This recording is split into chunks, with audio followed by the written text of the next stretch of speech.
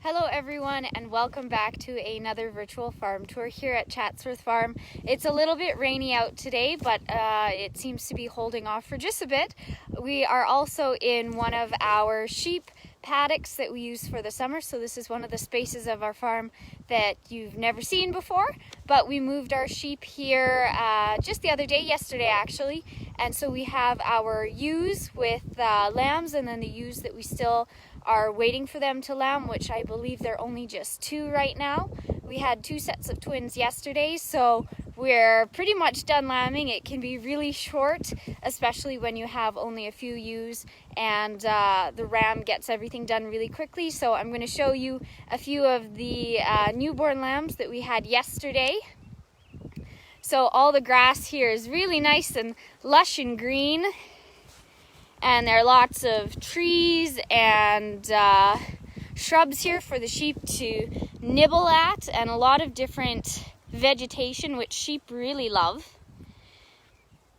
So here's one of the ewes who had her lambs yesterday. She had them late at night at about 10 o'clock. So we walked out and was checking on everybody and saw that she was just starting to push the feed out from her first lamb. And then not soon after, she had the second one. So sheep lamb very quickly, and for the most part, they'll have one lamb. They'll clean it all off, make sure it kind of gets up. That lamb will start nursing, and then she'll go back, lie down, and she'll start labor with the second one. So it's all very quick and fast.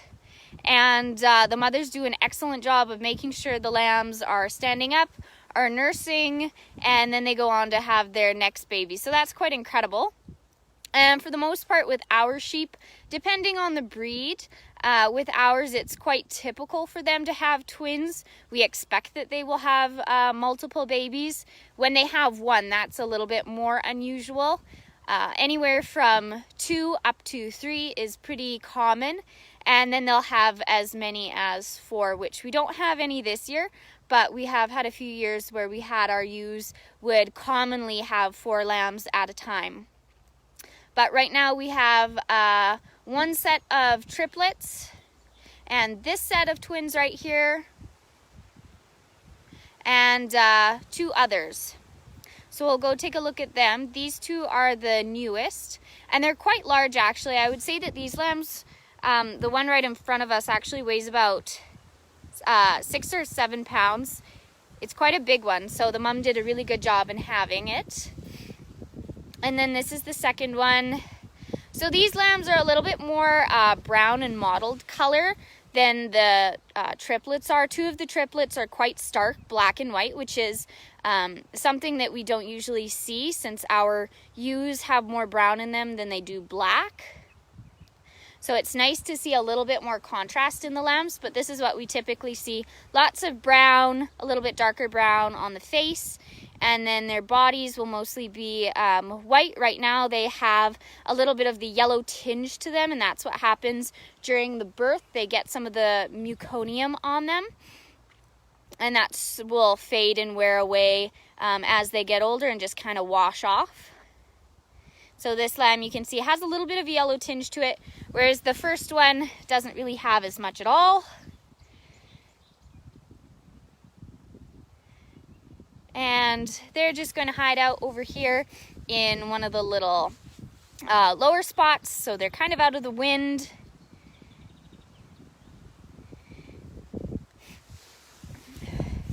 And the rest of the sheep are over in the front area of their pen over here.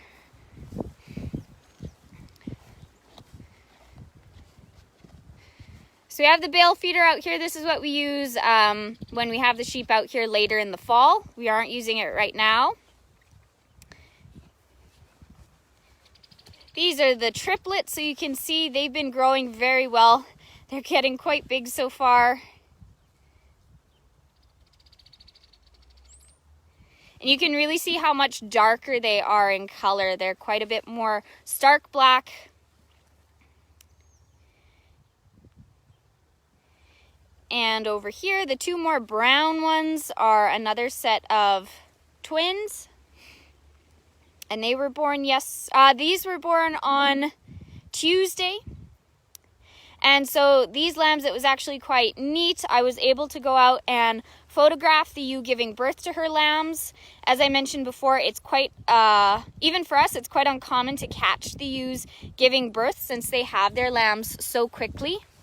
And for the most part, they don't need any assistance. They're able to have their lambs quite easily and quickly without any trouble, as long as the lambs are all in the right position. So just like the cattle, you want your front legs first. You want their hooves pointed down, and you want to see their nose and their ears at the front as well. You never want the tail or the back feet, or if the feet are pointing upwards, that's also a sign that the lambs are in the wrong position. So if you're interested in seeing some pictures of a ewe giving birth to twins, you can just go back and scroll through our Facebook feed on our page and you'll be able to see those. So I was actually very excited to get those, and the ewe was very good about me being right there and getting not too close, but close enough that we could see everything. And when I say everything, I mean everything. So just be warned that you're going to see everything that occurs during when a lamb is born. But it is quite exciting and very interesting, especially if you've never seen it before.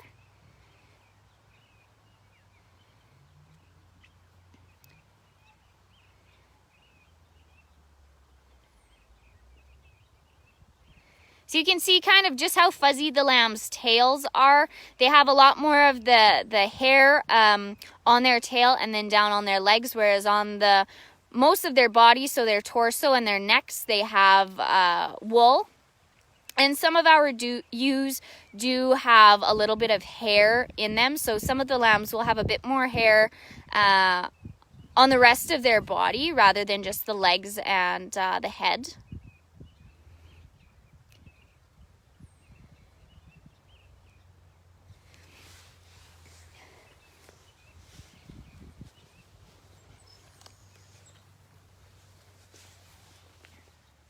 So in these lambs, it takes, for you to have twins, it depends on the mother and it depends on how the babies are positioned. But for the most part, it takes about 45 minutes for you to have her lambs. And then once she's had the first one, it takes, I kind of timed this ewe with her lambs when I was taking pictures of them. It takes about 5 minutes for the lambs to finally get its legs under itself. So up until it's able to stand. And as soon as it's able to stand, it starts poking around the ewe, trying to find her udder so it can start nursing, so it can get its first milk, which is the colostrum, which is filled with good antibodies, good bacteria that helps the lamb get a great head start in life. So the first lamb will kind of stand up and get situated for the most part. And then the ewe will go back down and she'll start laboring with the second one if she does have a second one. And the same kind of format will follow once that one is all cleaned and licked off and it has started to stand. Then she'll lay back down and she'll have the third one if she has 3. So it's quite a process, the birth for the sheep, and they do it very well. And these ewes weigh about 130 pounds, give or take a few. And then the lambs weigh roughly 5 to 7 pounds. Some of them will be a bit bigger, some will be a bit smaller. So a great comparison is just the your average size woman and then your average size baby. So that's about what we're looking at here in terms of the capacity and the mass of the babies. So even though the lambs aren't all one size, so you're not going to have 30 pounds of one lamb, you have 30 pounds broken into 2 different babies. So they won't all weigh around 10 pounds, but just to give you some easy math. So that's a lot for the ewe to be carrying around. And even when we were picking some of these lambs up to carry them down to here, since they are still a little bit little and it's easier for us to pick them up and carry them down to this pasture than it is for them to walk down, it's even a lot just carrying them because they start to weigh so much just within the first couple of days. And we have Lizzie here with us. She came into the pen. So she's been enjoying the cooler weather. She gets quite warm during the hot sunny days, and she likes to find some of the cooler spots in the yard, which usually include the garden. So sitting right in the garden, so we have to tell her to get out of there so she's not sitting on the potatoes, which we just planted yesterday. So the garden and any fresh dirt is one of her favorite spots. And then she's been enjoying the dugout, so she'll come back, she'll be all soaking wet, and then she'll go in the garden and she'll get all filthy. So but she cleans off very well. You can tell that even though she's a white dog, and she can get quite filthy, she cleans off incredibly well. And we're not quite sure how she does it, but we're glad she does.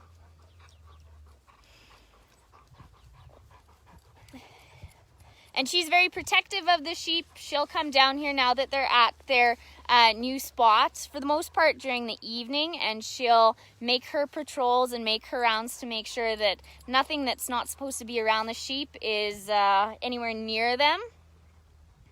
So she doesn't really do as much guarding during the daytime. She spends a lot of her time sleeping, and she sleeps because she is on patrol or is just constantly moving and checking on things throughout the night. So she has a lot of ground to cover, and that could be a very tiring job. So she does get a little bit of extra time to catch up on her sleep during the day. Since everybody's around, there's a lot of activity, and there's not really any chance that something will come around and disturb her flock, whether it's the chicken flock, the sheep flock, the cattle herd. She has a lot of ground to cover and a lot of animals to wrangle or make sure that they stay safe. Yeah. So, and she enjoys coming down with me to see the sheep. Even though the ewes are very protective of their lambs, they will stomp at her and they'll charge her a little bit if she gets too close to her babies.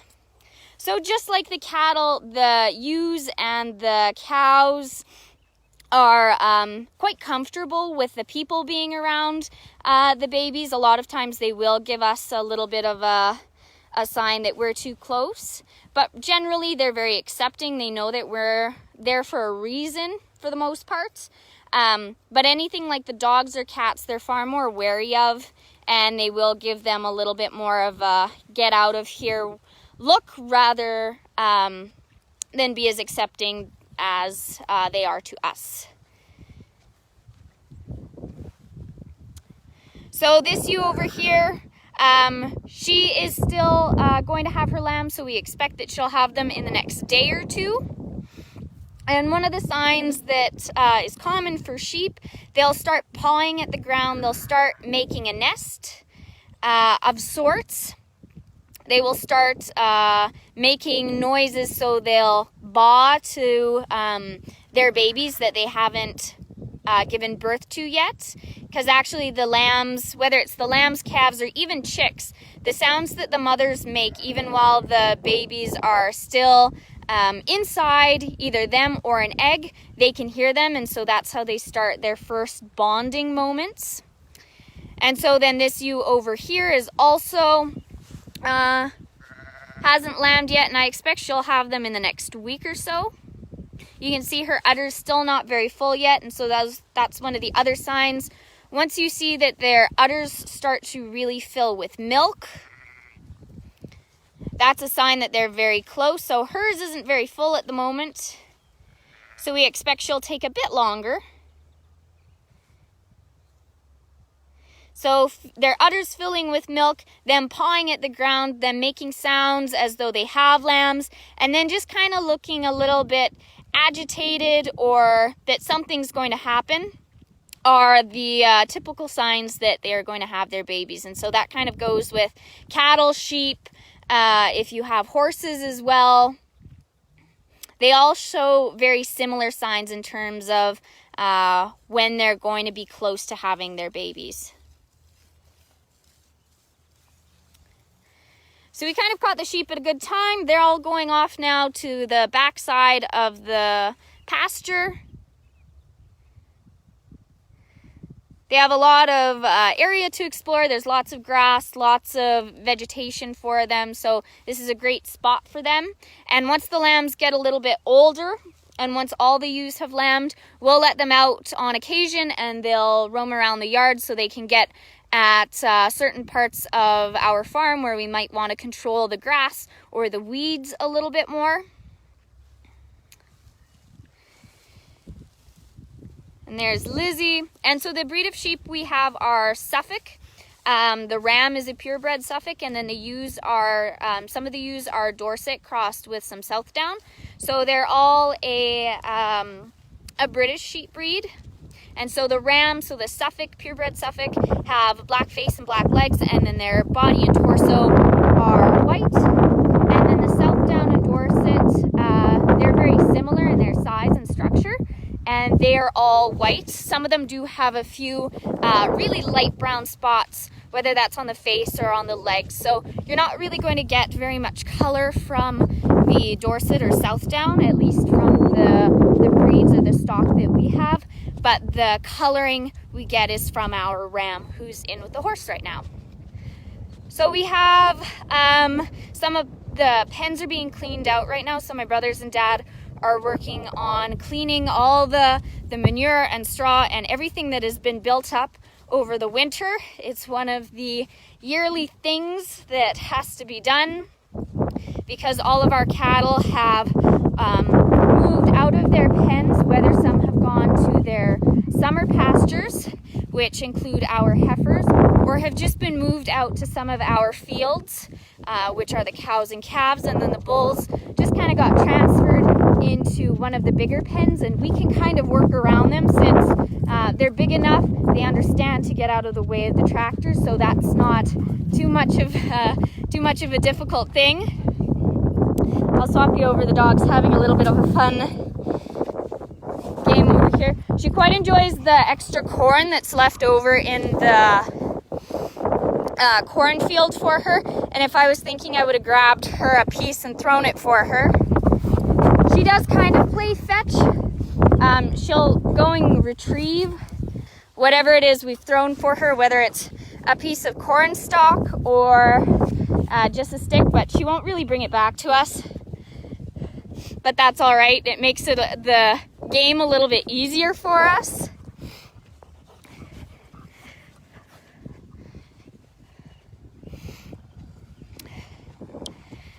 But we'll go check out what they're doing with the pens right now. So they're using, I believe, 2 of our big industrial loaders, or maybe just one. I think the other one might be gone. At least one of our big industrial Ford loaders. And then they're using one of our gravel trucks and also the skid steer. So the big industrial loader is big enough, it has enough horsepower that it can lift an incredible amount. Not exactly sure what the horsepower is on that one. The machinery and some of the equipment are not some of the things I know as much about as I do the animals. And then they have the cat skid steer, so it's able to get into the smaller corners. And then the gravel truck is what they'll fill the manure and straw into. And we actually made it in perfect timing, so we have all 3 machines going right now. So my brother Alex is operating the Ford loader, this industrial loader, the Case that's right near us. My dad is in the skid steer, so he's working over in the corners, pulling everything out right there, doing the more fine work.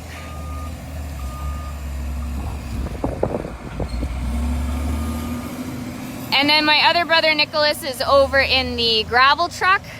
So that's where Alexander is headed to right now. And he will dump all the manure and straw into the gravel truck. And once they've filled it, Nicholas will haul that down to the bigger pile, which is located over by our entrance to one of our fields. We'll let this all kind of dry out a little bit, and then it'll get spread on our field. So it's a natural fertilizer.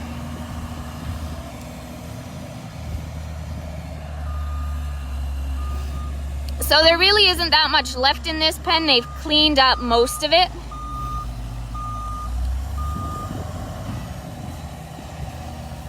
And this is one of the pens where we had a few of our heifers in. So the cattle that were in this pen just got moved in with the horse and the ram temporarily.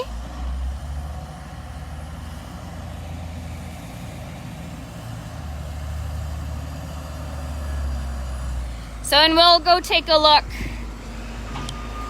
inside. We'll go on the inside of the pen, and then we can see it from a bit of a different angle.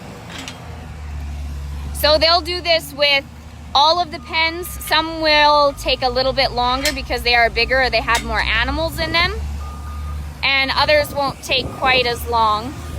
So this one was pretty fast. There wasn't a lot of material. It's a fairly small pen.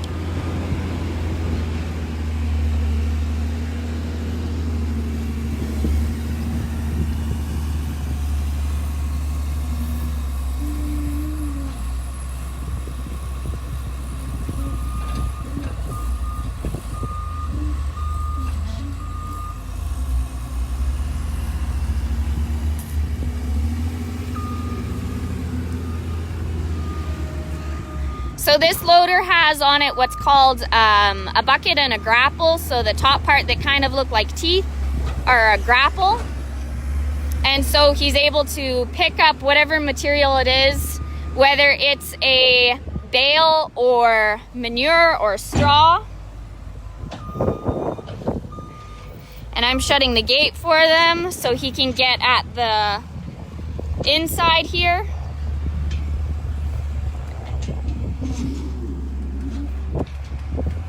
And so you can see he uses the edge of the bucket and pushes down and scrapes all the manure and straw away, and then pushes it up into that pile.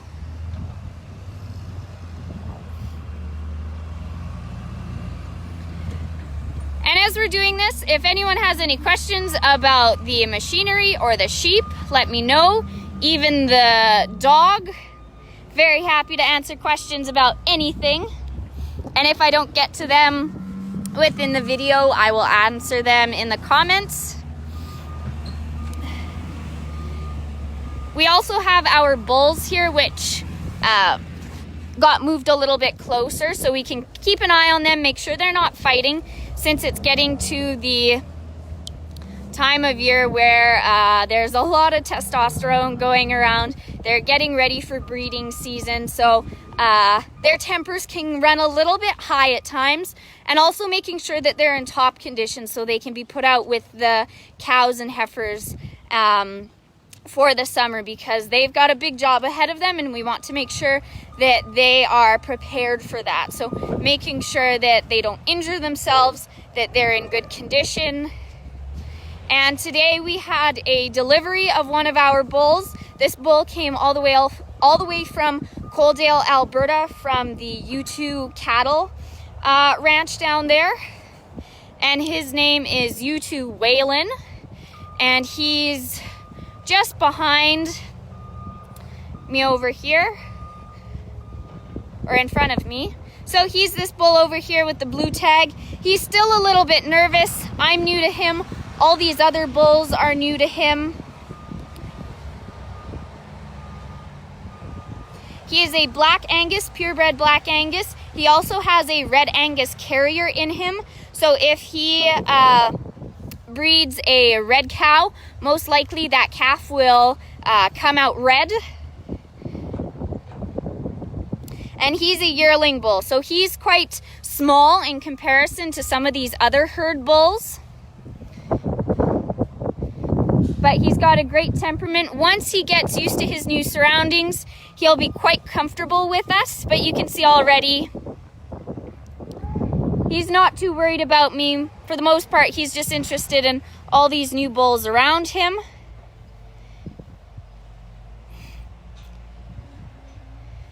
Also very interested in the dog, but he came from a farm that had a dog just like Lizzie, so she shouldn't be too new and different. And then our second new bull that we have didn't come from as far away, but he's the same Black Angus. He came from a farm just south of Vermilion.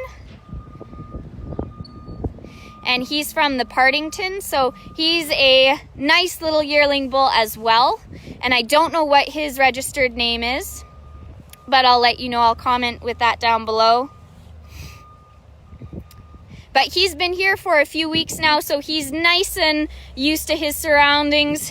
But you can see the difference in size from this yearling bull on the right-hand side to some of these big herd sire bulls. So the bulls that weigh up to 2,800 pounds. So most of these bulls who are in front of me weigh 2,500 pounds. And you can get a really good indication of how big they are by looking at their feet. So if you get a good sized dinner plate, their foot will fit just in that sort of inside part and go a little bit bigger. So they're really big boys. There's a lot of bull power in here, a lot of muscle. But even though they are really big and there are a bunch of them in here, they're all very sweet. All the bulls that we pick out are picked for their temperament, so having a really good, calm nature.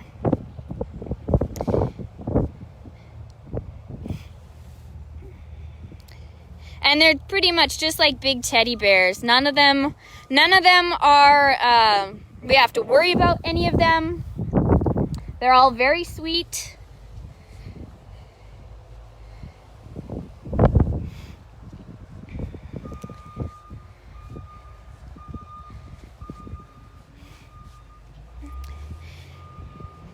And we have 3 breeds of bulls in here. So we have our Black Angus, we have some Simmental, both red and black Simmental. And then we also have one Hereford Bull. So the Hereford Bull is just at the other side, and we'll go take a look at him last. He's one of our biggest, so he weighs close to 2,800 pounds. But you can just see they're big, gentle giants.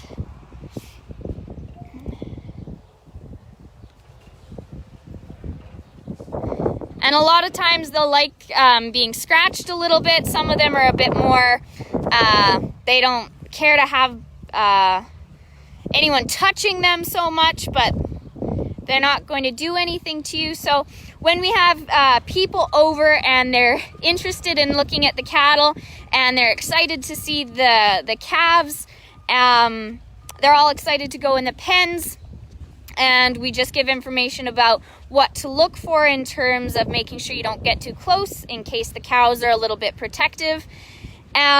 But then they come to the bullpen and they'll be a bit more nervous around the bulls, when really you don't have to be, especially if you have a pen of really nice quiet bulls. And this one looks quite filthy because he's been rubbing his head in the dirt and flicking the dirt up on his back. But if you have a pen of really nice quiet bulls, they're the ones that you should be really comfortable around because they are just big softies. And they'll just look really intimidating. You don't have to worry about them at all. So this is our Hereford Bull. He is one of our biggest, or he is the biggest. And he's probably one of the most timid bulls that we have. And one of the things that the bulls are doing right now is showing their dominance, so rubbing up against things, and that includes the piles of dirt in here. So we're in the midst of cleaning out this pen. So that's what the bulls have been doing. They'll look a little bit filthy.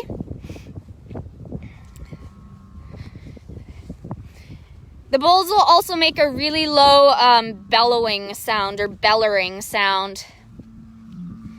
And that's what this guy is doing right here, and he's kind of sniffing the ground, and he's going to show that dominance trait that I was telling you about. So he's going to flick the dirt up onto his back, he's going to rub his head into it, and he's really going to make himself look big in comparison to the other bulls because they all want to be the top bull. And the reason we have so many is because we have a lot of different pens of cows that we're going to be placing these bulls with. And also in case that something happens to a bull over the summer, whether he hurts himself, which can happen, we want to be able to have just a few backup bulls. So just have an extra on spare. And then those two smaller bulls, so the bull that we just got from Coaldale and then the bull from Partington's, they're both going to be used for our heifers. So our heifers are yearlings and we want to use yearling bulls on those heifers. So we want to use animals that are of the same size, because if you use these big bulls on those heifers, that's going to be a lot for those for those smaller heifers. And you can see the dog. There are lots of interesting things in this pen, so she's very excited to go searching and find interesting things to eat. So that's the bull pen, and you can see all the straw and manure in here has been piled up as well. So we kind of let everything dry out, because the straw is such a great insulator that even after we've pushed this all up and it's the middle of May, you'll still find chunks of snow and ice. So we want everything to dry up before we go in here and make too much of a mess of the actual ground. Let everything dry up. We'll come back in here with the machinery, so everything that you just saw in that other pen, and they'll clean that out.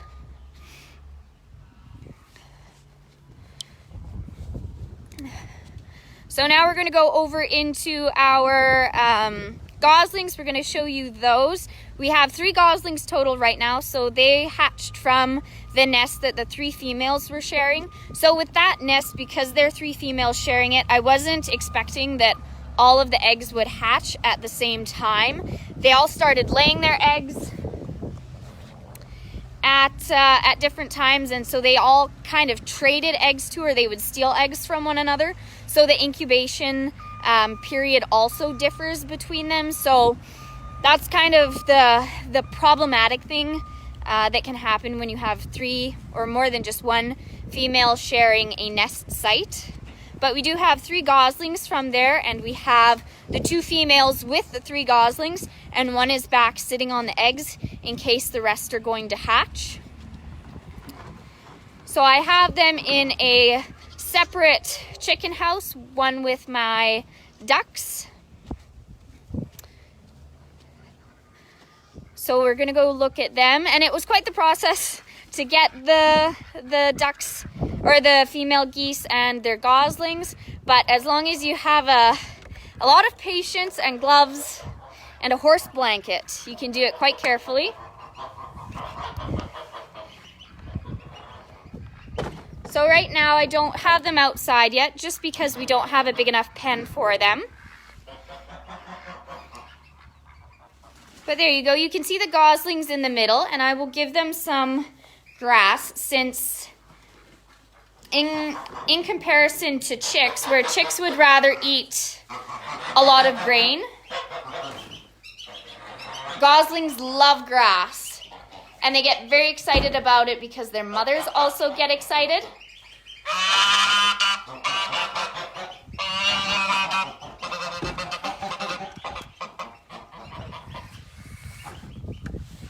Oops.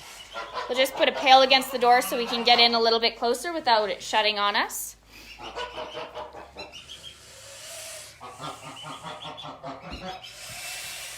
So 2 of these goslings are 2 days old, and 1 is just a day old.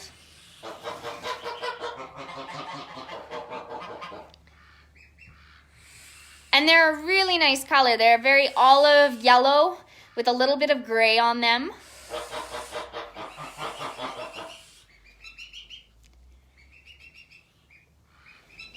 And they're very talkative.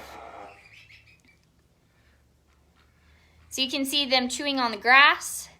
And once we have a big crate, so we're going to make a crate similar to that the hens and chicks are in right now. It just needs to be a bit bigger for the geese and goslings.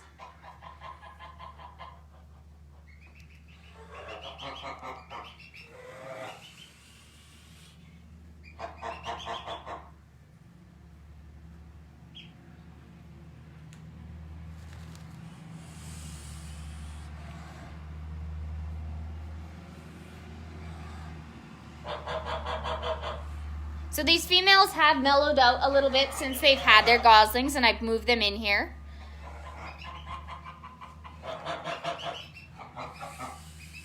And it is a little bit easier to catch the goslings now that the females aren't sitting on their eggs anymore.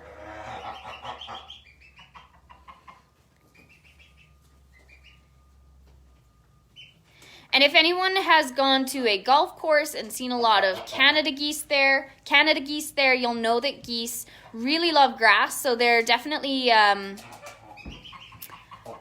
considered grazers rather than ducks, and chickens are a little bit more nibblers, or what ducks would be called waders, and then chickens and any other more land fowl will kind of scratch at the ground to pick up insects and bugs. Geese are pretty much like cattle, where they will just go and forage along the pastures, and they will just eat all the grass that they can get in. And as the goslings are growing, they can eat a tremendous amount, and they grow very rapidly.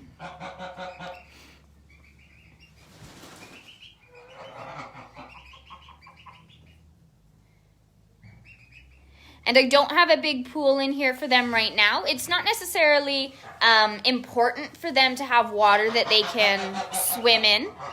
As long as they have water for drinking, that serves the purpose just fine. But goslings are able to swim and float pretty much as soon as they've been hatched. So as soon as they dry out and fluff all the way up, they can go into water no problem, and they're able to withstand pretty cool temperatures.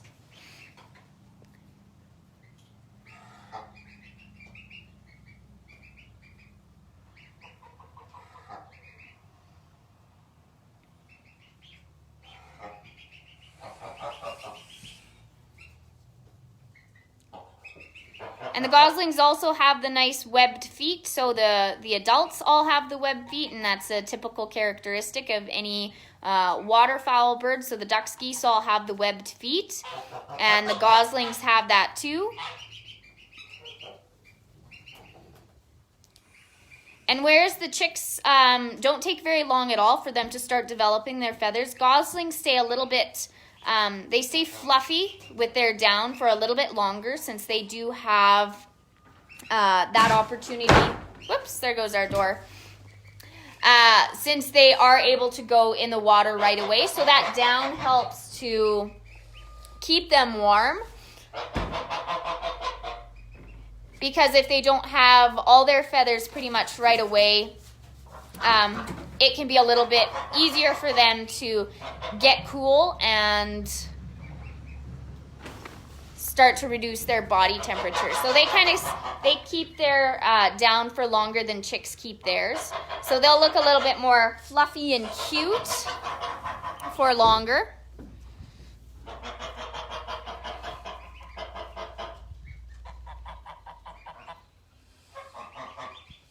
And so far today, this is their third handful of grass that I've given them. So they've eaten it very quickly.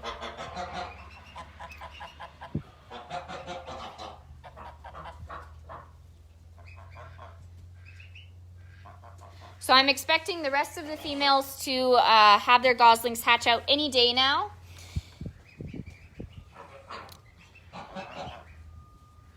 And all the rest of the females are just one female at one nest, so it's going to be a lot more simple for me to know when the eggs are going to hatch,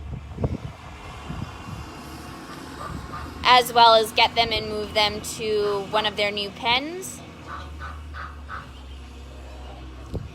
And because these females were sitting on the eggs together, they co-parent very well. But geese in general do an excellent job of taking care of their babies as a group, whereas ducks and chickens are far more single parents. The males definitely don't do much. In the ducks, the males will help a little bit, but not very much at all. And chickens, the roosters aren't involved in the rearing of the babies at all. But the geese, it's definitely a village to raise a family. So the more the merrier, and all the males right now and the females who don't have nests are just outside, and you can probably hear them. So they're all making sure that everyone in here is fine, and they'll call out frequently and also hiss at me.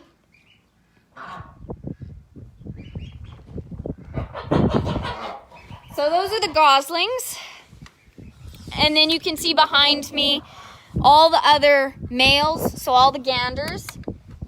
And some of the females who aren't sitting on nests, so they're either young females or they just haven't decided to sit on a nest this year. They most likely will next year.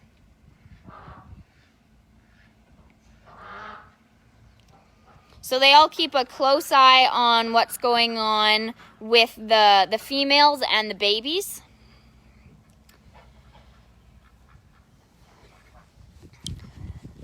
So we still have to feed Lizzie. I gave her some milk a little bit earlier, but she hasn't really been hungry as much as she makes it sound like she is, but she's just excited to get out of her crate. And now that our sheep have moved down to their bigger pen and there are more lambs, we most likely will move Rosie. Come on. And she's getting pretty big and heavy now, so it's getting harder and harder for me to pick her up with just one hand.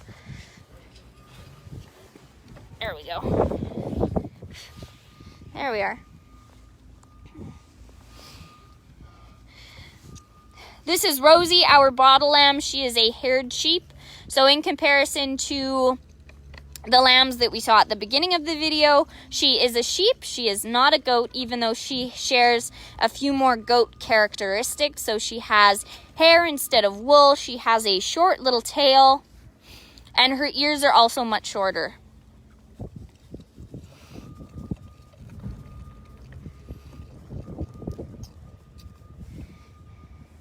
So she drinks in short little spurts. And she's been fed quite a few times today, so it's more just her being able to stretch her legs outside of her crate.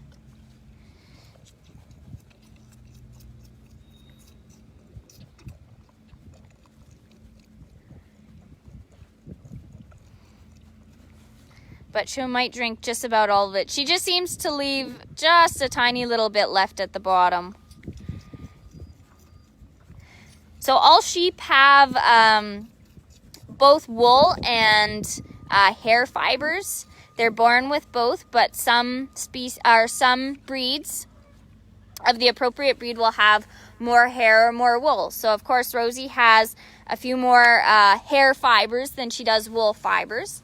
And then our other lambs have more wool fibers than they do hair fibers. So here's the cat and the dog. So this is Lizzie, our livestock guardian dog, and then just one of our cats. This cat is quite friendly with Rosie, and numerous times we'll find him right in the crate with her.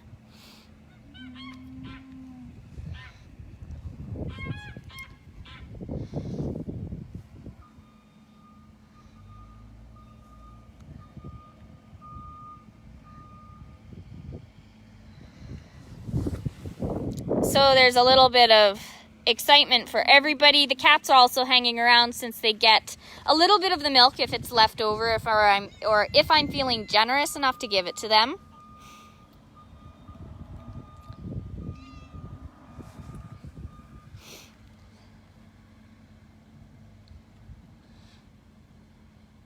And so they especially like to just sit down and make themselves comfortable in the middle of the road. Luckily, no one is driving by with any of the machinery right now, but they do get out of the way quite well.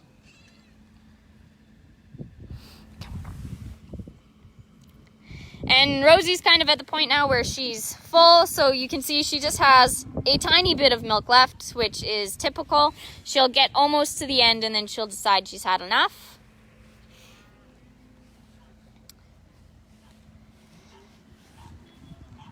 And she'll just follow me or whoever has been feeding her last, wherever we go. She's not too picky about who she follows as long as she's near somebody.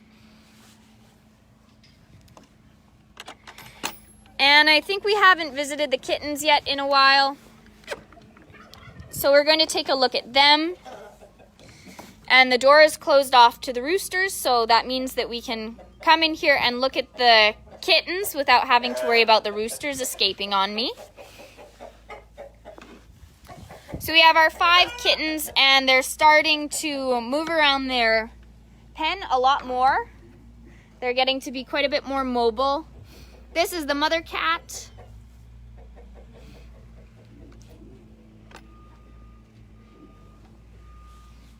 And Rosie's gonna hop in here with me as she usually does. So here's one of the kittens. This one's got some very nice socks on its feet.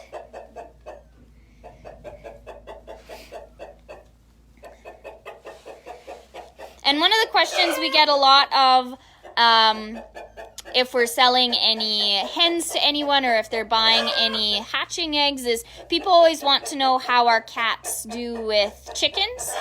And because these kittens are being raised right next to and usually in and amongst the poultry, they're very used to the adult birds, so it's not something new or different for them at all.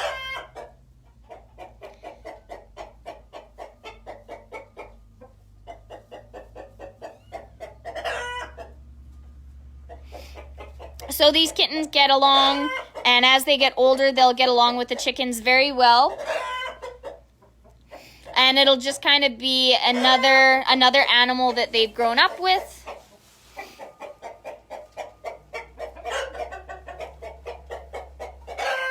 So it's not something that's particularly new or different for them.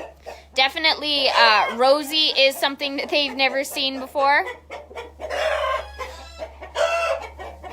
But they're at the age where they're just absorbing everything. Everything is new.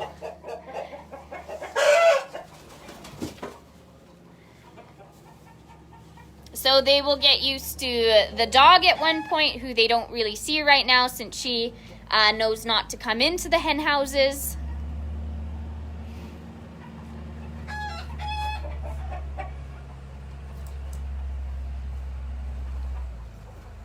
So you can see they're getting very playful.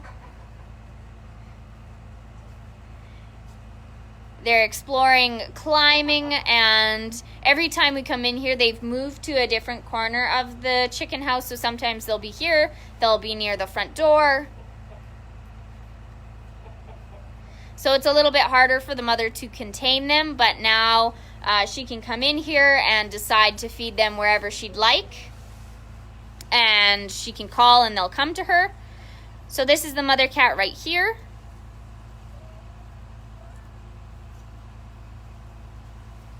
So, and if the kittens are hungry,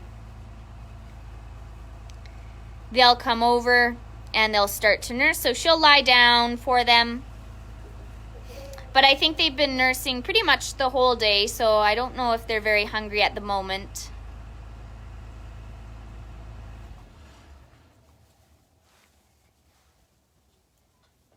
But the mother cat will keep an eye on the door to make sure that anything that comes in here is not going to hurt her kittens. So she is wary of all the other cats, especially the male cats. All of our male cats are neutered. So we don't have to worry about that, because usually tomcats will try and kill kittens. But because we don't have any tomcats, we don't have to worry about that. But the mothers are always watchful and make sure that nothing comes in here that could hurt their kittens. So it's that same thing, that protection that goes for sheep, cats, cattle, horses, chickens. All the mothers will do pretty much anything to protect their babies.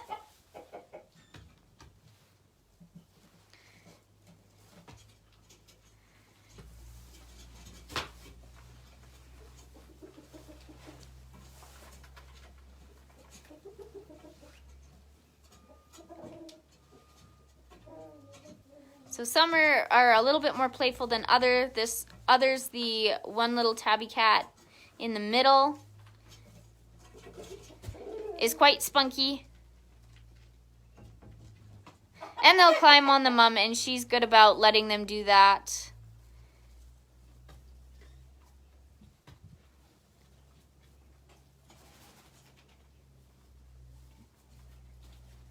And the reason we do have kittens because we don't have a tomcat is tomcats will come by our place because we do have 2 females. And so that's how we end up with kittens.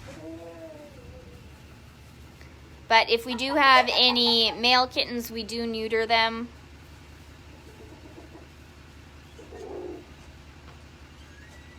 But we will end up with at least 2 litters during each summer.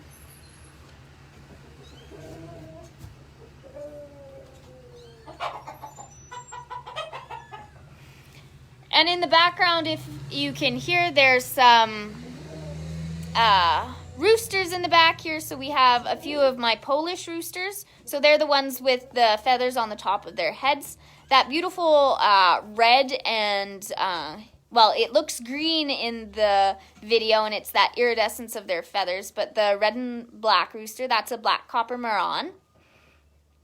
And then the roosters that just kind of left the screen are some of my Sapphire Roosters. So they're really beautiful, really lovely.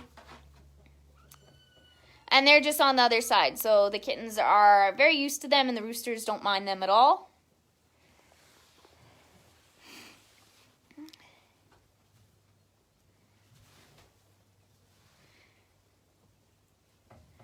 So those are the kittens.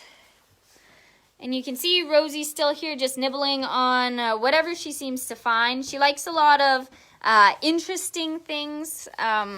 She likes a lot of sticks. And all the bits of straw are quite interesting for her.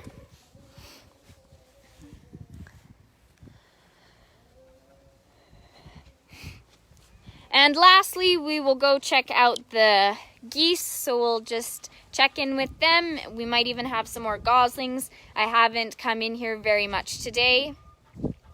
So I'm hoping Rosie's going to behave, or I'll just pick her up so she doesn't disturb the mother geese. If I can grab her. Come on, Rosie.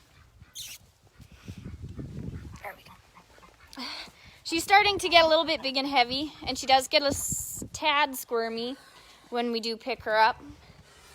But she's not bad.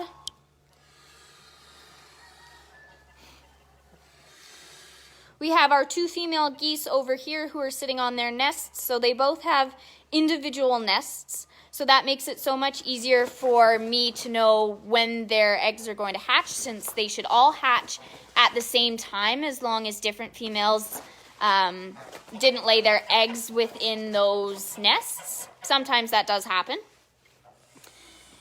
And then over here in this nest closest to the door, this is my goose who has duck eggs underneath her. So she has 14 duck eggs, and they should be hatching around the 4th of June.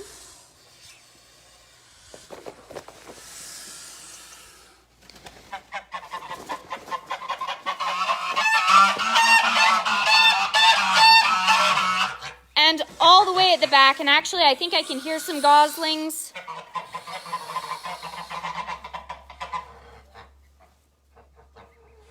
I can definitely hear some goslings. So because this is the nest that had the 3 females on it with the different eggs and different incubation times, there will be goslings that are periodically hatching from this nest for probably the next couple of days. So as soon as I'm done with the video, I will go and I will check and see how many are under her. Probably just 1 right now. And I'll move that gosling over to the other 3.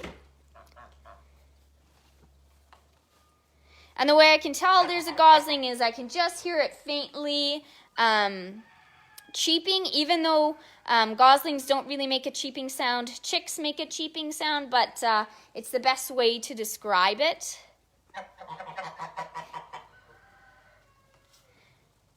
So she has a gosling under her, which is excellent. So that puts us at a total of 4. And all the other females should start having their eggs hatch in the next couple of days or so. So you can see all the males and other females have followed me in here.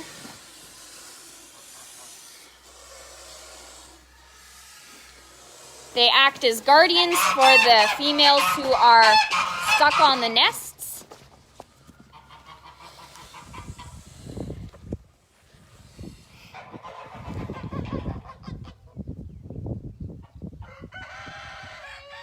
So we got the dog there. So the dog definitely gives the geese a wide berth, as well as the cats. They all know to stay on the good side of the geese, which means not to get too close to their barn.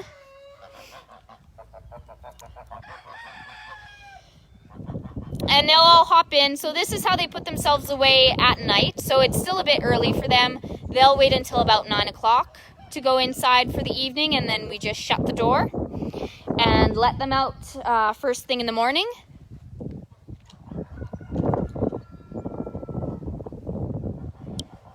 So that's everything for today's tour. I hope everybody is staying safe and dry and enjoying the rain, because it's excellent for the gardens and the fields.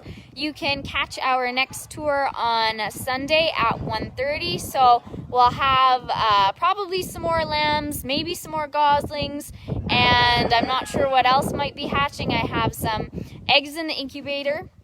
And so those should be hatching next Thursday. So that'll be the following Sunday. So thanks so much, everyone, for tuning in. Have a great night, and bye.